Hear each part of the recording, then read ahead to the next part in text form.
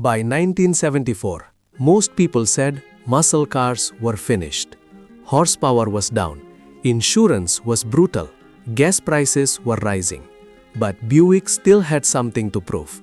This is the 1974 Buick Century GS. The early 70s reshaped Detroit. Big compression ratios were gone. Smog regulations tightened every engine bay. The oil crisis was knocking at the door. And yet, Buick didn't kill the GS name. Instead, they adapted it. The 1974 Century GS rode on the new Colonnade A-body platform. Stronger, safer, heavier. The design was more squared, more formal. No more pillarless hardtops. The era of sleek open profiles was over. But the GS identity remained. It still had the stance. It still had the badging. It still had torque. The Century GS wasn't built to win drag strip trophies like the early GS 455 Stage 1 monsters. It was built to survive a changing America.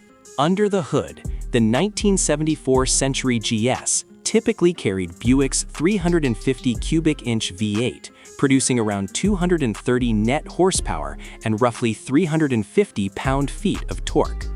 Numbers were lower compared to 1970 legends, but this was the net horsepower era. Real-world performance still felt solid thanks to Buick's torque-focused tuning. Paired with a turbo-hydromatic automatic transmission, the Century GS delivered smooth yet confident acceleration. 0 to 60 miles per hour times landed in the mid-8-second range, respectable for a mid-size coupe weighing over 3,800 pounds. Suspension tuning leaned toward controlled comfort. Power steering and power front disc brakes were standard on many trims, giving the car composed road manners. And visually, the GS package added striping, unique wheels, sport mirrors, and subtle aggression. It wasn't screaming performance, it was mature muscle. Inside, you'd find bucket seats, wood grain accents, and that unmistakable 1970s Buick comfort. Quiet cabin, solid ride, built for long American highways. The 1974 Buick Century GS represents resilience. It wasn't the peak of horsepower.